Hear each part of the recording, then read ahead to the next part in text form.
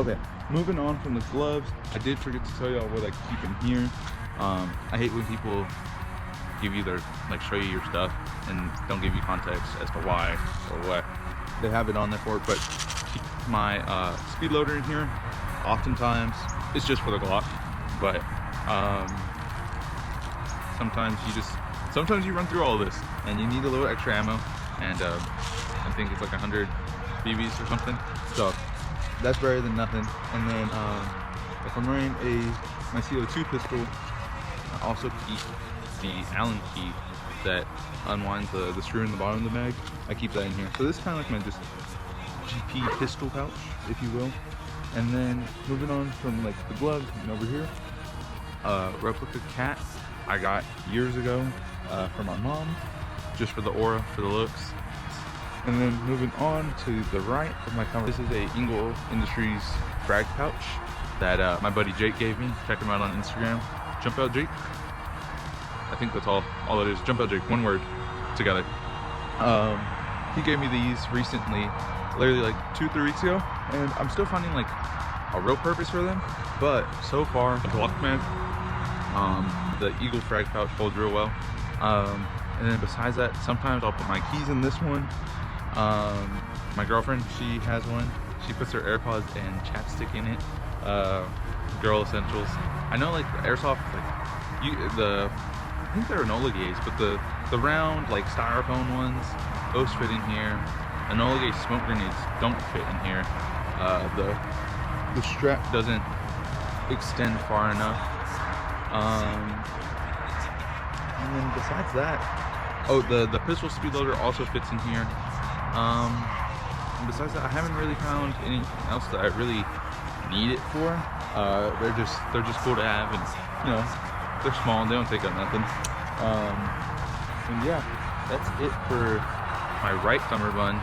Onto the left, I have another fake cat tourniquet rubber band through the molly, a single Condor like AR pouch that holds another mid cap, and then on the bottom on the bottom of all of them, I have thin pieces of styrofoam or just any material you could use, honestly, just because Airsoft mags a lot shorter than real mags for some reason, and I don't want to be reaching and grabbing only, you know, like this much, so that stuff at the bottom gives you a better grab. And that's with all of them. I was like, let me throw some shears in there just cause, you know, looks maxing. But I've actually, in the 3 weeks that I've had the shears on here, they've been used every time I went to go play. Our buddy Grim, he put a zip tie through his like piercing hole, and I don't want to be up by his ear with the actual knife, you know, like trying to cut that off. And funny enough, I had just put these on here that week, and so he snipped it off, and then, you know, just cutting tape, cutting whatever, I've had it used every time I've been since. So kind of cool. I know people are like, you don't need shears, but it works. This one I have upside down just because this shoulder isn't very, like, I don't know, flexible, not very mobile in comparison to this one. So I actually have this frag pouch inverted so I can unbuckle it and it just falls into my hand versus having to unbuckle, lift, and then keeping the flap up and then retrieving whatever I have in there. This pouch, I don't know, this arm's a lot more flexible for whatever reason. So I can have this one upright, I guess, as intended. I'm going to my back. This is a ATS Tactical hydration pouch with a patch panel name tape on it, my nickname from football in middle school. And then the team patch, y'all DM us on Instagram, sillygooses.inc. Get yourself one. Very nice, thick quality PVC patches. And then I think that's it for the plate carrier. CPC. Hi, Horsey. Reasonably priced. The only thing I would complain about the plate carrier, just trying to nip my Onward Research recce rig, not knowing at the time, not, I guess, comprehending that on these wing parts right here, there's only 2 rows of molly, and this is the smallest GP pouch I have, and it's, I think technically 3, but there's just a molly strap on each side, so I had to bring it in. So it kind of pinches the pouch up top, but it works perfectly fine. I thought it was gonna be a lot like worse, like deformation on the pouch itself, but it works perfectly fine. And another reason I really wanted the recce rig was the appeal from the magazine variation that it can accept. So I only have AR platforms, so that's mainly what I use it for. But my buddy RJ, the day I get this, he brings his AK that he just got as well. And so originally, if I was only wearing a plate carrier, something traditionally made for ARs, I wouldn't have been able to run like spare mags. And I was able to run it, and I was able to play with it, no issue. I didn't have to change gear or nothing. So besides that, that was really nice having something so versatile. And then this is a ATS tactical pouch.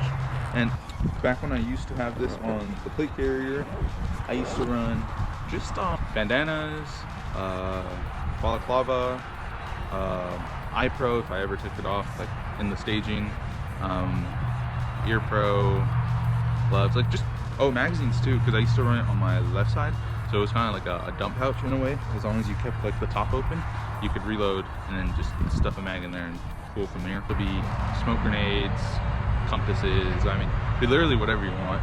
And then this side was empty, and I know people are like, oh, don't use molly if you don't need to. Pause. The molly space on your stuff, but not having something here really kind of like lopsided everything. It was just real awkward. So I ended up buying this, and it's a repro of a Faro Concepts GP pouch. So with this Faro repro off of Amazon actually, again, here's a closer look at the molly.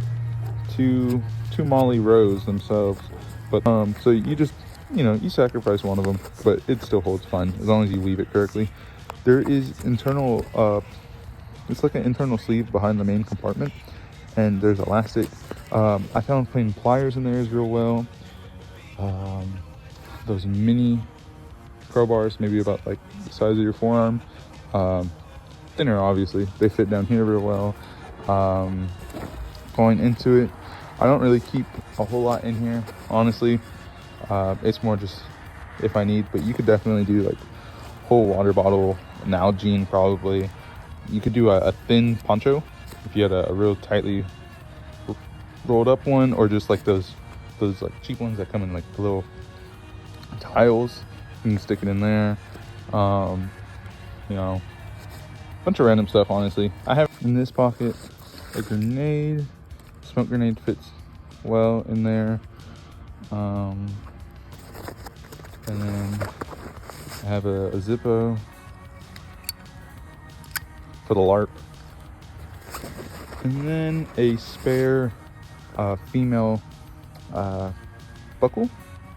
I was gonna call it a Cobra buckle, but I don't believe it is, because this one got shot out, and it still holds everything fine. But this, if I ever were to need more than just this backpack, backpacks are great for that. For the face mask, this is my paintball mask that I've used for probably along the same lines of like 5 years, for very on and off paintball that I did, and then this past year of Airsoft. It is a Empire, I think, Helix, if I'm not wrong. 98% sure. I know it's Empire. It's not fancy max by any means, but I believe the Helix. This thing has been with me for about that 5 years, and hope y'all can tell. The lens is honestly almost near perfect. For 5 years, you can't get better than that. It's a little dirty from like my fingers, but scratch wise, barely anything. And I have a wider head plus my beard, so like dyes and stuff, they're just too narrow, and they stop like up here. I don't want this much of my chin out. Preference. And then the foam still perfectly fine and attached to the mask itself. Never fogged on me once, not once in my life. So really good mask, about 40 bucks. cannot complain at all about it. If you have a smaller head or face, or a girl, I wouldn't recommend. If my girlfriend has the same thing, and if it's her, fine. It definitely, I think she'd benefit from a dye, but still fits her perfectly fine. And then GoPro attachment wise, it's real jank. I used to use just the adhesive pad that, you know, typically comes with mounts, and then my case actually came with this like little braided cable, steel cable, and I run it up the air vent, down and around the collar of the GoPro for stability. It's because GoPros are so heavy, and I run the camera off to the side, so without it the footage would be super shaky. And then in terms of this whole mess now, I used to, after the adhesive wore off, I used to super glue it, and then super glue just on top of super glue just kept building up, and just doesn't really want to stick anymore. So I got tired of having to super glue it, so I just zip tie it. I stuck zip ties through the cracks and stuff of the mount and through the air vent channels that the mask already had, and that has been the best solution so far. It's ghetto, but it works super good. In terms of the rubber band up here, the latch for the case itself broke. I kept fixing it and reattaching it, but it always pops off. So I just rubber band the door shut, and it works perfectly fine. It doesn't include anything. And yeah. On the back, Silly Gooses, RJ as well, shout out him, hooked us up with those. And besides that, that's all I really run in terms of gear.